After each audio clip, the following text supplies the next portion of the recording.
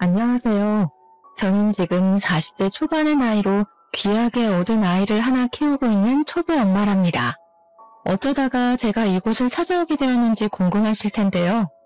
정말 다시 생각해도 어이가 없고 기가 막히는 내로남불, 내가 하면 로맨스, 남이 하면 불륜의 끝판왕을 제보하러 왔습니다. 저도 맨날 당하기만 하다가 제대로 한 방을 먹이고 나니까 어디 가서 자랑이라도 하고 싶고 막 깔깔거리면서 비웃어주고 싶은데 마땅치가 않더라고요. 요즘은 남에게 제가 잘한 일을 말해봐야 기쁨이 2배가 되는 것이 아닌 질투가 2배로 늘어난다는 소리를 듣고 물어물어 이 소중한 공간을 찾아오게 되었습니다. 물론 제 사연이 어떻게 소개될지 여러분들에게 들려드릴 수 있는 이야기로 뽑히게 될지 잘 모르겠지만 그래도 글로 한번 풀어보고 나면 제 속이 시원해지지 않을까요? 처음 만남부터 끝까지 하나부터 10까지 전부 저와 맞지 않았던 어마어마한 그 여자에 대한 이야기를 한번 시작해보도록 하겠습니다. 제 이야기를 들어보시고 세상에 이런 내로남불의 끝판왕이 있는 건지 공감 한번, 그리고 저에게 그동안 마음고생했겠다 하는 위로 한번 부탁드립니다. 다시 이야기를 꺼내보려고 하니 가슴이 무척이나 콩닥거려서 시작을 어디서부터 해야 할지 모르겠지만 일단 한번 한 글자 한 글자 풀어보겠습니다. 저는 꽤 늦은 나이 37살이라는 나이에 동갑내기인 남편을 만나게 되어서 열렬한 연애는 아니었지만 서로 꽤 잘 맞는다는 판단하에 결혼까지 골인을 하게 되었습니다.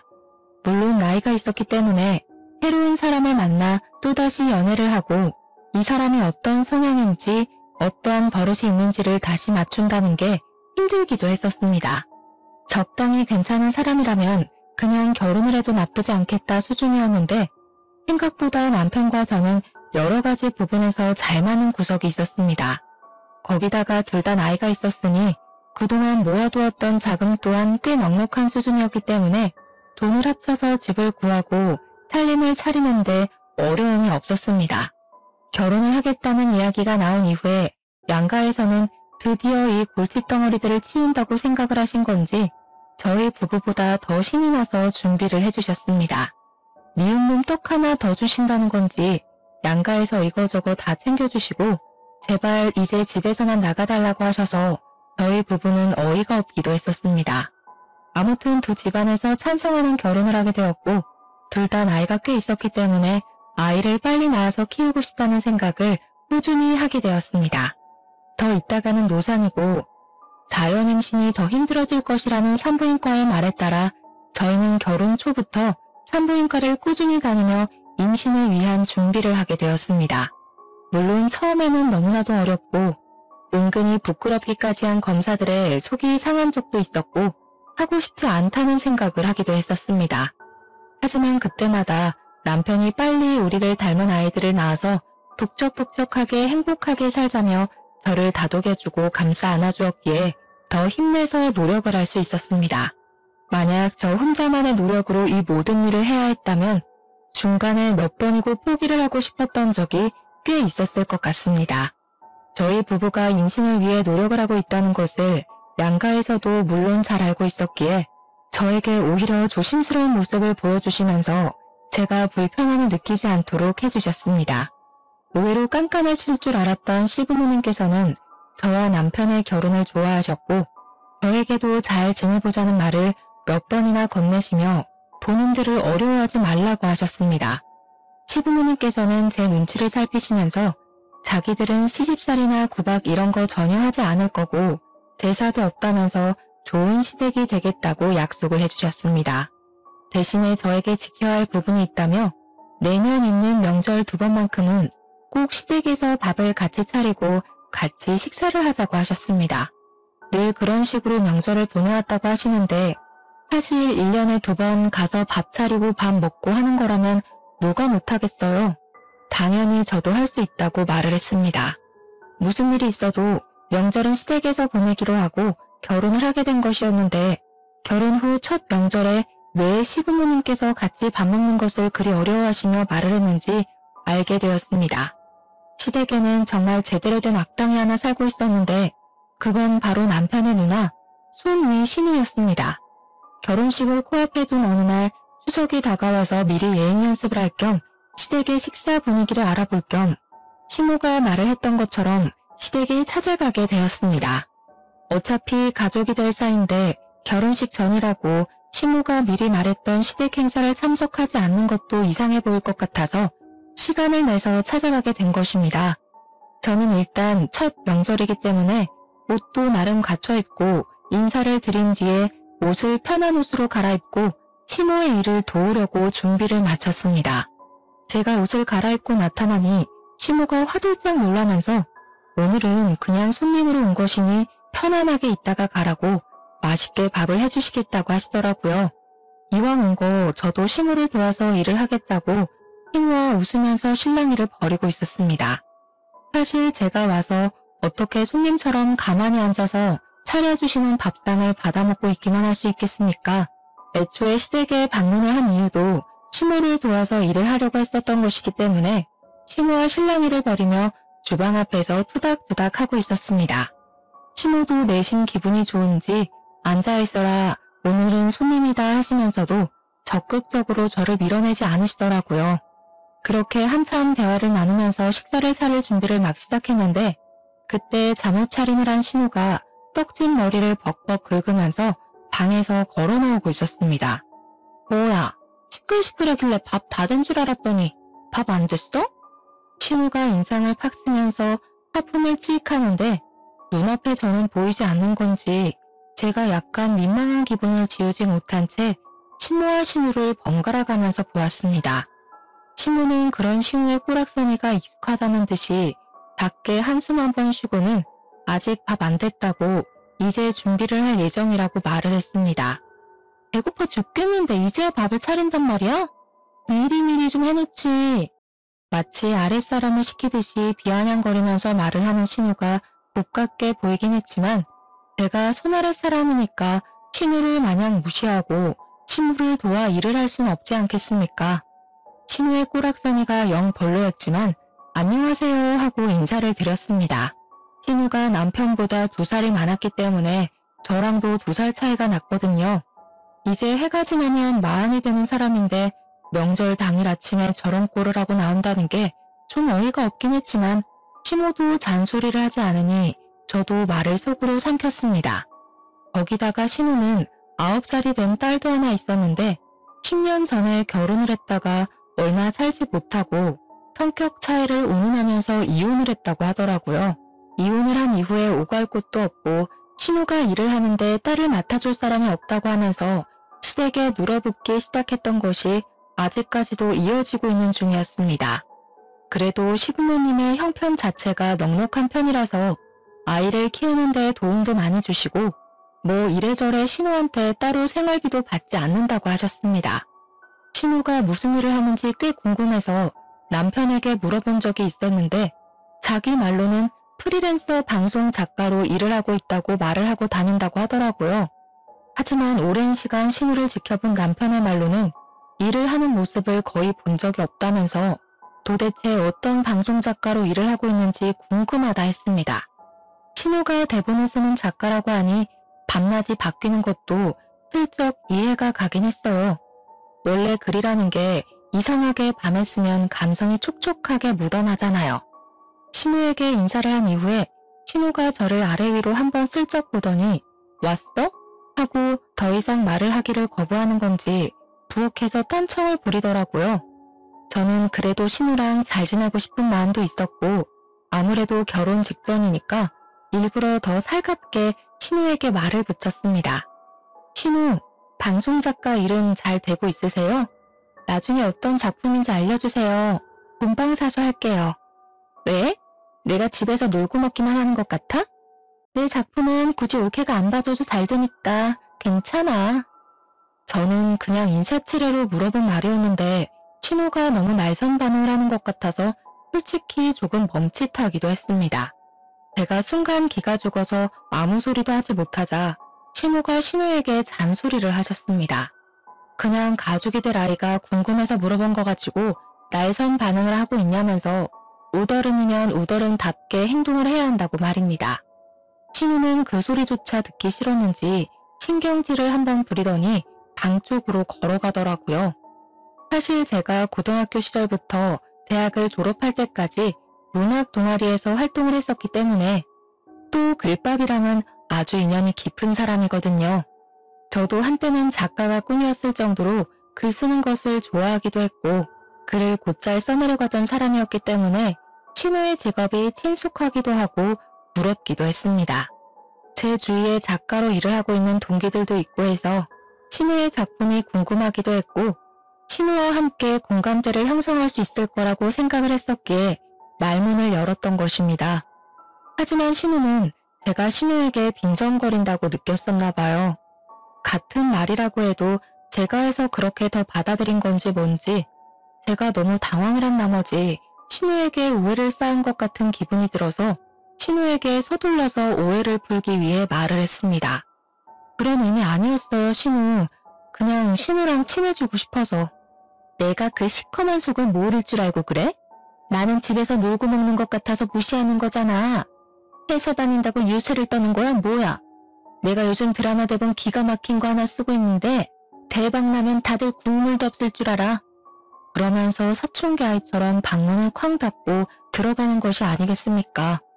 신우와 저는 황당함을 감추지 못하고 어색하게 다시 요리를 하려고 재료를 손질하고 있는데 그때 갑자기 신우 방문이 열리더니 신우가 신우를 향해서 소리를 한 번 더 지르더라고요. 밥 다 되면 나 빼고 먹을 생각하지 말고 나 불러. 진짜 기가 막히고 코가 막힌다는 말이 어디서 유래되었는지 느껴질 정도로 신우의 행동은 어린아이보다 더 철이 없고 황당했습니다. 신우도 그런 신우가 부끄러운 건지 괜히 제 눈도 못 마주치시고 밥이나 차리자고 하시면서 허둥지둥 움직이시더라고요. 저 같아도 나이 마흔 먹은 딸이 저러면 그럴 것 같았습니다. 사춘기에 다다른 청소년기 학생도 아니고 나이 마흔이면 사실 이제는 갱년기에 더 가까워질 나이에 접어드는 건데 어찌 그리 생각이 없는지 말입니다. 천사 같은 신우 밑에서 저런 막장인 사람이 태어났다는 것도 신기할 따름이었습니다. 저는 뭐 일부러 못 들은 척 모르는 척 신우를 도와 상을 차렸습니다. 대충 식사를 다 차리고 나서 식구들을 부르고 마지막으로 신우까지 불러서 식탁에 둘러앉아 밥을 먹기 시작했는데 다들 반찬 맛있다며 칭찬을 해주셨습니다. 시부께서는 신우의 음식 솜씨가 워낙 좋지만 며느리가 거들어서 그런지 더욱 맛있는 것 같다고 일부러 제 칭찬을 더 해주시면서 분위기를 끌어올리셨습니다. 신우도 맞장구를 쳐주시면서 늘 혼자 준비해서 심심했는데 며느리가 오니까 복작복작하게 느껴지는 게 훨씬 수월하고 좋았다며 저를 예뻐해 주셨고요.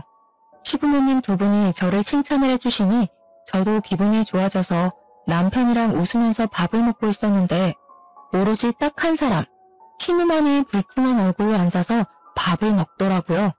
이거는 뭐 흉도 아니긴 하지만 저희 신우 풍채가 진짜 남다르게 좋은 편이거든요. 키는 전혀 큰 편이 아닌데 몸무게는 엄청나게 많이 나가는 사람이었습니다. 신우가 밥을 많이 먹는다는 것을 아는 신우가 볶음밥을 산더미처럼 퍼서 줬는데 사실 저는 그 밥을 보고 이걸 누가 다 먹냐고 엄청나게 놀랐었어요. 이걸 사람이 한 끼에 다 먹을 수 있다고요? 할 정도로 밥을 꾹꾹 담아서 퍼주었음에도 불구하고 신우는 밥이 부족하다면서 밥솥을 여는 게 아니겠습니까? 그런데 신우랑 저랑 밥을 할 때 밥이 애매하게 남으면 꼭 찬밥이 된다고 인원수 딱 맞춰서 밥을 하자고 하셔서 밥이 밥솥에 남아있는 게 없었습니다.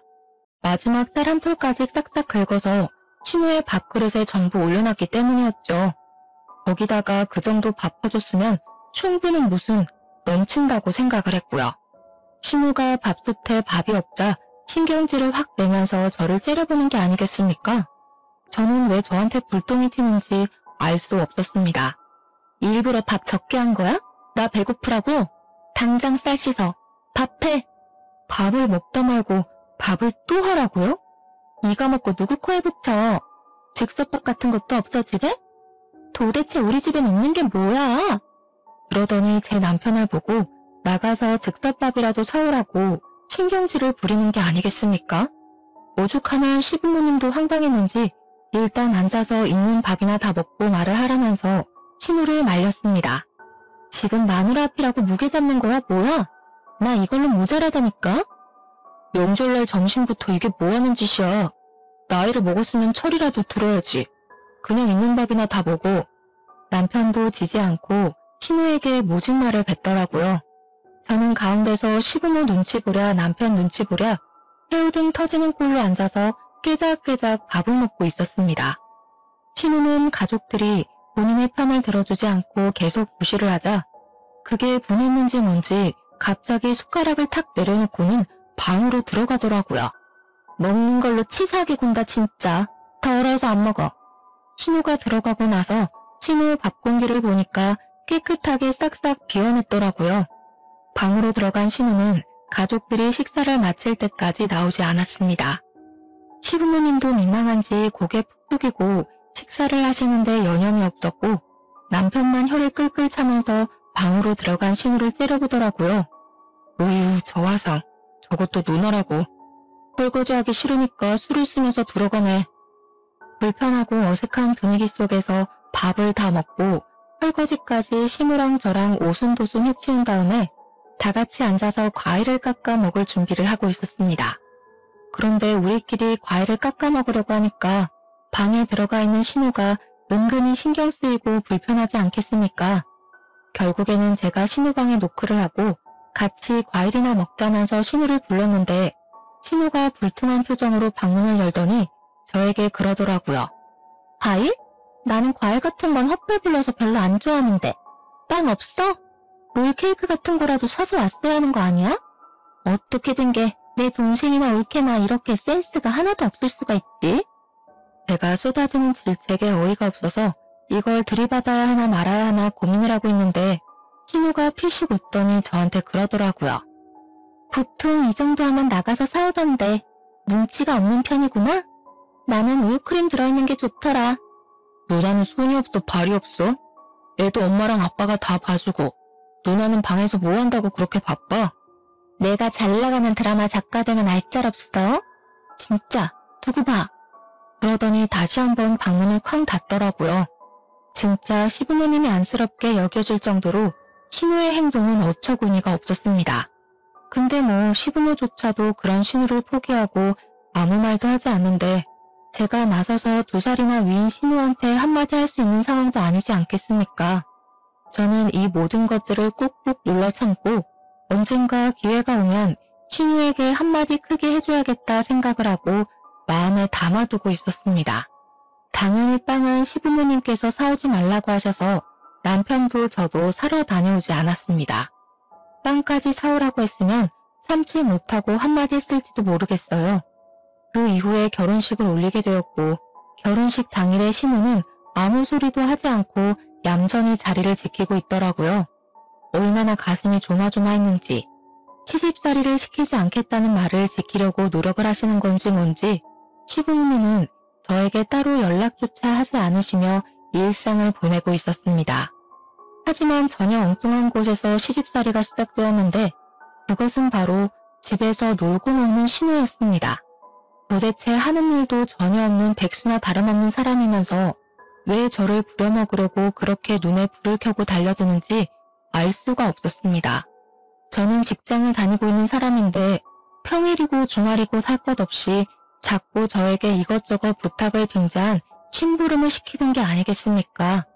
차라리 딱 잘라서 심부름 같아 보이면 저도 거절을 할 텐데 안 들어줄 수도 없는 그런 애매한 것들을 시키더라고요. 우리 엄마가 단팥빵이 먹고 싶다고 하던데 혹시 백화점 지하 1층에 있는 빵집에서 사다 줄 수 있어? 엄마가 너무 찾네. 마침 거기 올케네 집 근처잖아. 우리 애가 올케랑 같이 영화를 보러 가는 게 소원이라고 하던데 혹시 주말에 우리 애 좀 데리고 영화 보고 밥도 먹고 할 수 있어?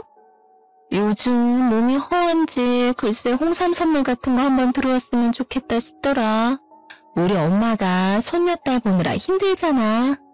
자꾸 시댁 핑계를 대면서 저에게 이것저것을 조르는데 염치가 없어도 너무 없지 않겠습니까? 거기다가 다른 건 몰라도 시조카를 저에게 맡기려고 하는 건 선 넘었다고 생각했습니다. 하지만 시조카가 신우와는 다르게 일찌감치 철이 조금 들어있었고 평소에도 귀찮게 굴거나 하지 않았기 때문에 신우를 위해서가 아니라 황혼 육아로 힘들어하시는 시모를 위해서 신우의 심부름을 했어요. 시모 생각에 제가 가끔 시조카를 대신 돌봐주기도 하고 그렇게 시간을 보내고 있었습니다. 하루는 시모에게도 일이 있어서 안 된다며 신우의 간곡한 부탁에 시조카를 보게 되었는데 9살이면 초등학생이지 않겠습니까? 같이 마트에 갔다가 유행하는 캐릭터 인형을 선물로 사주게 되었는데 시조카가 정말 선물이라는 걸 처음 받아보는 사람처럼 너무 좋아하더라고요. 시조카가 처음으로 아이 같은 모습으로 방방 뛰는데 이런 걸 자주자주 사줘도 되겠구나, 선물하는 보람이 있구나 하고 느끼게 되었습니다. 그런데 어느 날 저녁에 신우에게서 전화가 와가지고 저에게 성질을 버럭 부리는 게 아니겠습니까? 이런 걸 왜 사주서는 애가 다른 모양의 캐릭터까지 사달라고 하게 만드는 거야? 그 많은 것들 중에서 덜렁 한 개만 사줄 거면 올케 때문에 우리 애가 인형 사달라고 조르고 난리가 났으니까 다른 인형까지 올케가 사줘. 신우, 하나씩 모으는 재미가 있어야죠. 신우가 좀 챙겨주세요. 요즘 애들은 저런 거 하나씩 다 가지고 논대요. 가끔 칭찬해줄 일 있을 때마다 하나씩 사주면 되잖아요. 내가 대기업에 다니니 뭘 하니? 돈 있는 너네가 사다 주면 몰라도 내가 무슨 돈이 있어서 저 비싼 걸 하나하나 챙겨서 주냔 말이야. 내 옆에서 듣고 있던 남편이 씩씩거리면서 전화를 바꿔들고는 앞으로는 국물도 없을 줄 알라고 사줘도 이런 전화를 받아야 하는 거냐고 버럭했습니다. 그 뒤로는 신우의 행동은 아주 파격적으로 변하게 되었는데 제가 시댁에만 가면 저를 못 잡아먹어서 안달이 난 사람처럼 옆에 딱 붙어서 참견을 해댔습니다. 밥을 할 때도 제가 만든 반찬만 콕 골라집고는 맛이 없네, 간이 짜네, 이렇게 먹다가는 나트륨 중독에 걸리겠네 하면서 쓸데없는 트집을 잡기도 했고요. 남편이 결혼하고 운동을 열심히 해서 살이 조금 빠졌는데 제가 제대로 먹이질 않고 일만 시켜서 살이 빠진 것처럼 꾸며대며 이야기를 하더라고요. 하루는 시조카가 제가 새로 산 휴대폰을 보고 휴대폰을 구경해봐도 되냐고 묻길래 그러라고 했더니 가져가서 아무거나 막 눌러보더라고요. 처음에는 별 신경을 쓰지 않았는데 제가 회사 일 때문에 메신저 앱에 비밀번호를 걸어놓은 걸 그 비밀번호를 풀겠다고 아무 숫자나 막 눌러보는 겁니다. 작은 엄마, 왜 비밀번호가 걸려있어? 이거 풀어주면 안 돼요? 나도 친구들한테 메시지 보내고 싶은데. 하지만 제 메신저 앱에는 회사 보안 문제가 잔뜩 걸린 일들이 가득해서 안 된다고 시조카에게 딱 잘라서 이야기를 하게 되었습니다. 사실 메신저 앱 말고 그냥 일반 문자 메시지 써도 되는 일이기 때문에 시조카를 설득하려고 했는데 신우가 그걸 보더니 바로 시부모 앞에서 비아냥거리더라고요.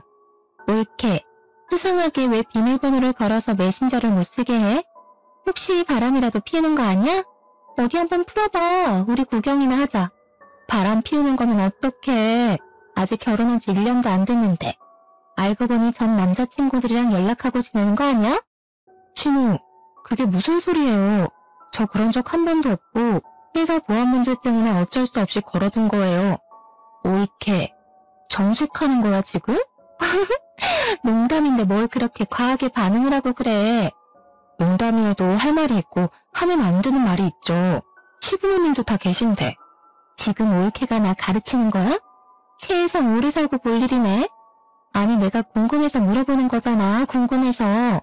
혹시 바람이라도 피우고 있으면 우리 동생은 낙동강 오리알 되는 건데 안 그래? 그러게 왜 의심스럽게 메신저 앱만 비밀번호를 잠가놨냐 이거지. 회사 보안 문제 때문이라고 말씀드렸잖아요. 세상에 어느 회사가 이런 메신저로 일거리를 주고받아? 다 회사 이메일이나 그런 거 쓰는 거 아니야? 자꾸 숨기니까 더 의심되네. 어디 한번 까봐. 신우가 자꾸 말도 안 되는 트집을 잡으면서 요구를 하니까 한번 보여줄까 하는 생각이 들다가도 열이 받아서 보여주고 싶지 않더라고요. 저랑 신우랑 대치를 하고 있는데 분위기가 점점 험악해지니까 시부가 나서서 중재를 한다고 제 편을 들어주셨습니다. 막장 드라마 같은 것만 보고 있으니까 그런 식으로밖에 상상이 안 되지. 말 본세하고는 할 말이 없어서 그런 말을 농담이라고 해? 우리 가족 맞아? 나도 올케랑 친해지고 싶어서 그런 건데 왜 나만 가지고 그래? 그러면서 또 방으로 들어가 버리는 게 아니겠습니까? 진짜 제 앞에 있는 시조카보다 정신 연령이 어린 것 같아 보였습니다. 오죽하면 시조카가 저에게 외손 후 죄송하다면서 휴대폰을 돌려주더라고요. 괜찮다고 말을 하긴 했지만 시조카가 조금 안쓰러워 보이고 마음이 쓰였습니다. 그 뒤로 한동안 시댁에 불편해서 발걸음하지 않았네요. 사실 저희 부부는 결혼 초부터 산부인과를 다니면서 아이를 가지기 위해 노력을 많이 했었는데요. 병원에서 몇 차례 배란일에 시도를 해보라고 해서 배란일 체크도 하고 백방으로 노력을 했지만 아이가 잘 들어서지 않았어요. 그래서 결혼하고 1년이 지나면 시험관을 하기로 했었습니다. 때마침 결혼 일주기가 다가오고 있었고 더 늦어지면 정말 마흔이 넘어서 아이를 낳을 수도 있겠다는 불안함이 생기더라고요. 저와 남편은 조금 몸이 힘들더라도 하루빨리 아이를 가지고 싶다는 생각에 시험관 시술을 하기로 결정을 했고 그 복잡하고 힘든 과정을 2차례 반복을 했습니다. 첫 술에 배부를 수 없다는 말처럼 처음에는 실패로 돌아갔기 때문에 2번째에는 영양제도 더 잘 챙겨 먹고 마음의 안정을 가지려 노력을 하면서 시도를 하게 됐습니다. 간절한 바람 때문이었는지 아니면 정말 때가 되어 찾아오게 된 것인지 시험관 2번째 시도 만에 뱃속에 우리의 소중한 결실이 자리 잡게 되었습니다. 저는 안정기가 올 때까지 시댁과 친정에 알리지 않았고 병원에서도 착상이 잘 되었지만 임신 10주가 넘어갈 때까지는 조심하라고 해서 정말 조심하면서 지냈습니다. 당연한 수순으로 아이를 위해 저는 회사에도 사표를 내게 되었고 그렇게 뱃속에 자리 잡은 아이가 무럭무럭 자랄 때까지 꼼짝도 하지 않고 지냈습니다. 그 덕분에 아이는 건강하게 매주 자라났고 저는 그제야 시댁과 친정에 알렸으며 양가에서는 눈물을 줄줄 흘릴 정도로 너무 좋아하셨습니다. 엄마가 된다는 것은 또 새로운 경험이었기 때문에 정말 공부할 것이 많아서 하루 종일 집에서 태교에 힘쓰고 육아에 대한 공부를 하면서 하루하루를 보냈습니다. 하지만 시누는 제가 임신한 것이 불만이었는지 뭔지 대놓고 말은 못하지만 은근히 구시렁거리더라고요. 저는 아이에게 좋은 것만 들려주고 싶어서 시댁의 발길을 끊었습니다. 당연히 이 부분은 시부모님께서도 양해를 해주셨기 때문에 가능한 일이었습니다. 아이를 출산한 이후에는 정말 육아가 지옥이라는 말이 왜 생겼는지 알 수 있을 만큼 정신없는 나날을 보내게 되었습니다. 아이만 바라보면서 살기 시작한 지도 1년이라는 시간이 흐르고 저는 경력이 단절되어 버린 제 사회생활을 그리워하면서 지내게 되었습니다. 물론 아이를 본다는 것은 너무 행복하고 기쁜 일이긴 했지만 그래도 저만의 목표라는 게 존재했는데 그 꿈을 다 이루지 못하고 출산과 육아를 위해 내려놨어야 했으니까요. 은근히 쳇바퀴처럼 돌아가는 일상에 무료함을 느끼고 바쁘게 사회생활을 하는 남편이 부럽게 느껴질 때쯤 저에게 우연치 않은 기회가 찾아왔습니다. 어느 날 대학 동아리를 같이 했던 선배에게 연락이 오게 되었는데 제가 대학 시절에도 문학 동아리에서 활동을 했었거든요. 저에게 요즘 뭐 하고 있냐고 애 키우느라 바쁘냐고 물어보시길래 바쁘긴 하지만 이제 조금 여유라는 것도 생기고 그럭저럭 살만하다고 말을 했습니다. 저에게 일은 하지 않고 지내냐고 조심스럽게 물어봐서 일을 그만두게 되었다고 했더니 잘 됐다고 박수를 짝 치는 게 아니겠습니까? 내가 요즘 단편 드라마 대본을 쓰고 있는 중이거든? 근데 혼자서 쓰는 게 너무 힘들더라고. 요즘은 대본도 다 그룹으로 무리지어서 아이디어 쪼개서 쓰는 거 알지? 그래서 하는 말인데 나랑 같이 일해볼 생각 없어? 가끔 미팅만 하면 되고 집에서 여유로울 때 일하면 되는 거라. 제가 그걸 할 수 있을까요? 어려울 거 없어. 내가 드라마 쪽은 몇 편 손을 본 게 있어서 이제 제대로 내 이름 걸고 해보려고 하는 거라 많이 어렵진 않을 거야. 어차피 재택근무로 일을 할 수 있는 것이고 저도 아이가 자는 시간 동안에는 시간이 남으니까 가능하겠다 싶은 생각이 들었습니다. 거기다가 일이라는 걸 해야 몸이 조금 더 활동적으로 쓰일 것 같다는 마음에 선배에게 잠시 고민을 하다가 하고 싶다고 말을 하게 되었습니다. 남편도 제 결정에 힘을 실어주면서 아이가 자는 시간뿐만 아니라 자기가 퇴근하고 돌아오면 애를 봐주겠다고 한번 해보라고 하더라고요. 막상 일을 시작하기 전에는 제가 과연 이런 일을 잘할 수 있을까 걱정이 앞섰는데 일을 하니까 아이디어가 마구마구 샘솟는 게 아니겠습니까? 제가 왕년에 쓰던 실력들이 죽지 않아서 그런 건지 아니면 결혼 후에 신우 덕분에 막장을 많이 겪어서 그런 건지 모르겠지만 말입니다. 선배가 쓰는 드라마 대본에 찰지게 대사를 팍팍 붙여 넣어가며 막장을 더 막장처럼 만들었더니 선배가 진짜 이런 생각은 어떻게 하는 거냐고 존경하더라고요. 차마 우리 신우 덕분에요 라고 말은 못하고 상상의 나래를 펼쳤다고 말을 했죠 뭐. 맨날 집에서 애만 보고 있다가 갑자기 일을 시작하니까 너무너무 재미있고 저 혼자만의 시간을 가질 수 있어서 행복하기까지 했습니다. 제가 즐거워하는 걸 보고 남편도 시댁에 가서 이야기를 했고 시부모님께서도 너무 잘 됐다고 응원을 해주셨는데 신우가 갑자기 버럭했다는 겁니다. 글 쓰는 게 애들 장난처럼 쉬운 줄 아나? 뭐 그렇게 쉽게 한다고 난리들인지. 이러니까 작가들이 다 욕먹는 거야. 퀄리티가 별로라고.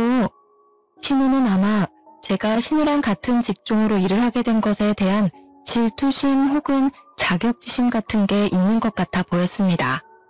아무튼 제가 도운 선배의 대본이 대형 방송사랑 계약을 하게 되면서 선배가 신인 작가로 이름을 알리게 된 아주 좋은 기회가 되었습니다. 저한테 대사를 찰지게 써주어서 계약이 된 것 같다면서 명품 선물도 보내주고 남편도 저에게 작가님하고 부르면서 축하한다고 말을 해주었습니다. 시댁 친정에서도 드라마 계약 소식을 전해 듣고 대견하다고 해주었는데 유일하게 신우 한 명만 배알이 꼬여서 어쩔 줄 몰라 하더라고요. 이유야 뭐 뻔하지 않겠습니까? 자기도 방송 작가라고 말을 하고 다니는데 제대로 이름을 날린 게 한 편도 없으니까요. 옳게 이름으로 들어간 작품도 아닌데 작가님은 무슨. 다들 뭐 그렇게 비행기를 띄우고 그래? 허세 부리지 마. 저게 뭐 대단한 건 줄 알아? 나도 다른 유명 작가한테 묻어가면 시청률 1위 찍는 대본? 그거 우습게 쓰지. 속으로 우리 선배도 유명 작가 아니고 이제 막 첫 작품을 시작한 신인 작가라고 말을 하고 싶었지만 그래봐야 거품 물고 있는 신우랑 머리채 특기밖에 더하겠나 싶었습니다. 한 번이라도 곱게 칭찬을 해줬으면 저도 기분 좋았을 텐데 시기 질투가 워낙 심해서 뭐 바라지도 않았어요. 그렇게 1년 반이라는 시간이 더 지나고 드라마 첫 화가 반영되는 날을 기념해서 시댁에 다 같이 앉아서 TV를 보기로 했습니다.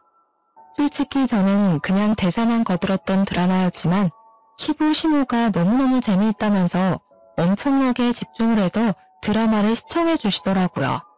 그런데 첫 화에서 남자 주인공이 불륜을 피우는 장면이 나오는데 그걸 보더니 신우가 콧방귀를 끼면서 시비를 걸고 넘어지는 게 아니겠습니까? 옳게 진짜 바람 피우는 거 아니야? 대본을 어떻게 저렇게 쓸 수 있지? 하루 이틀 해본 솜씨가 아닌 것 같은데? 그러면서 제 남편을 보면서 이렇게 이야기를 하더라고요.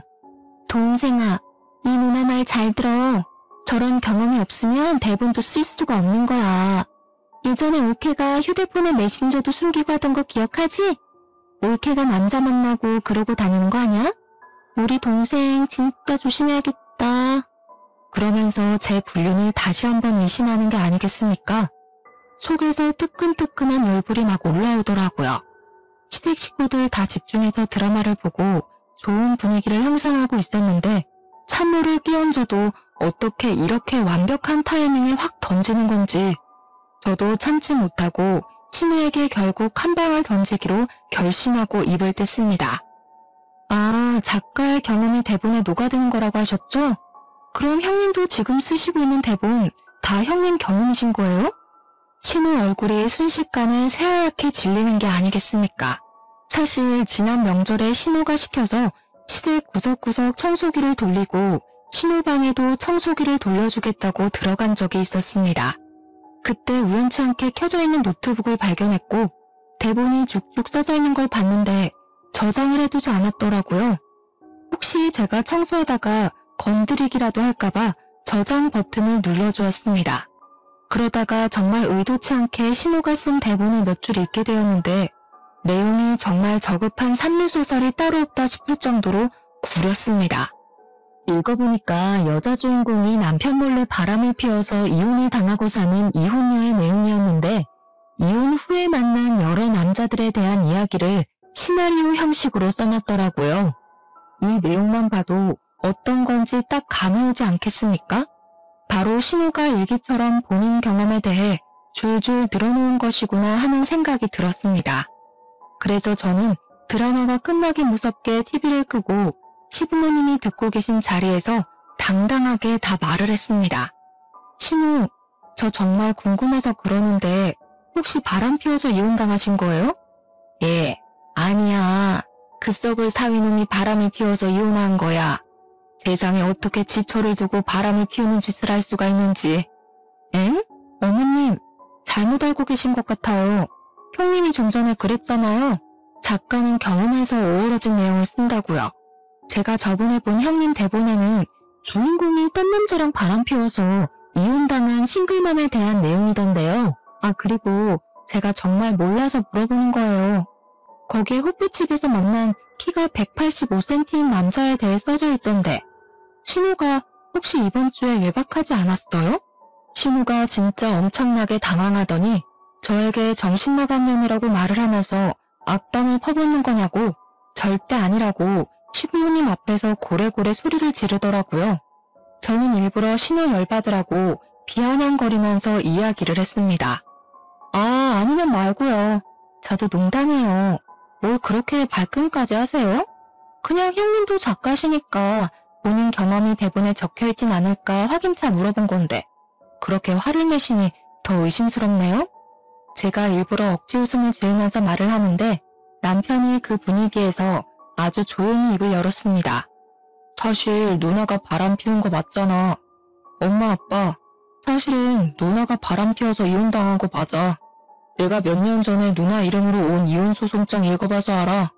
누나가 잘못해서 이혼당한 거야.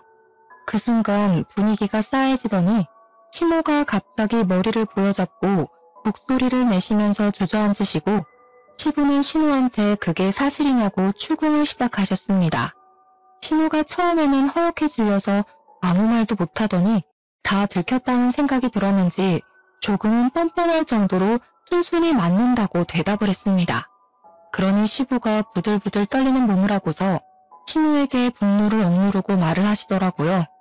너 여태 거짓말한 거야? 어떻게 부모를 속여? 왜 애꿎은 사회 욕을 하게 만들어? 넌 네 딸 보기 부끄럽지도 않냐? 철이 없어도 어쩜 이렇게 철이 안 들어? 언제까지 부모가 네 그늘막이 되어줄 것 같냐? 너 안 되겠다. 이게 진짜 오냐오냐 해주니까 당장 이 집에서 나가.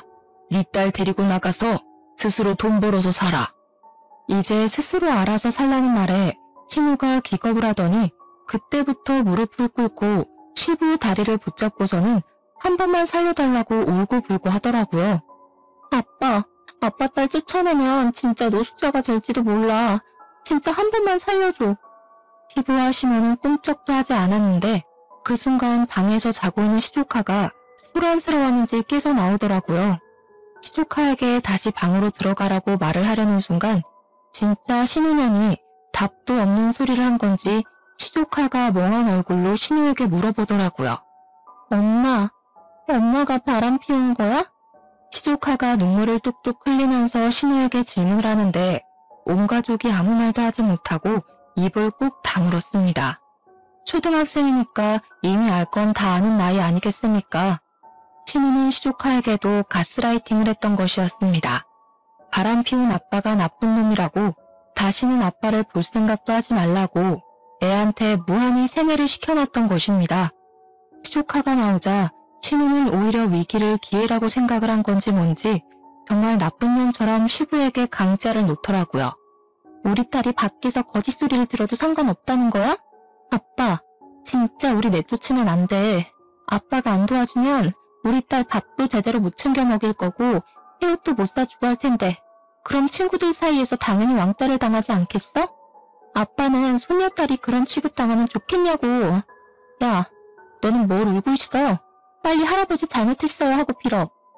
신우가 시조카의 팔을 흔들자 시부가 더 열이 받은 건지 갑자기 손을 들어 올려 신우의 귀싸대기를 날려버렸습니다. 넌 너의 잘못과 거짓말로 자식이 지 친아버지도 못 보고 사는데 뭐가 어쩌고 어째? 나한테 빌어? 인연이 정신 못 차렸지? 그러더니 풍채 좋은 신우를 붙잡고는 주방 가위를 들고 와서 제대로 감지도 않은 신우의 치렁치렁한 긴 머리를 확 잘라버리는 것이 아니겠습니까? 그리고 신우 지갑을 가져와 시부가 준 카드들도 죄다 잘라버렸습니다. 오늘부터 너는 내 딸 아니다. 이 집에서 나가. 나가서 죽든 살든 내 알 바 아니다.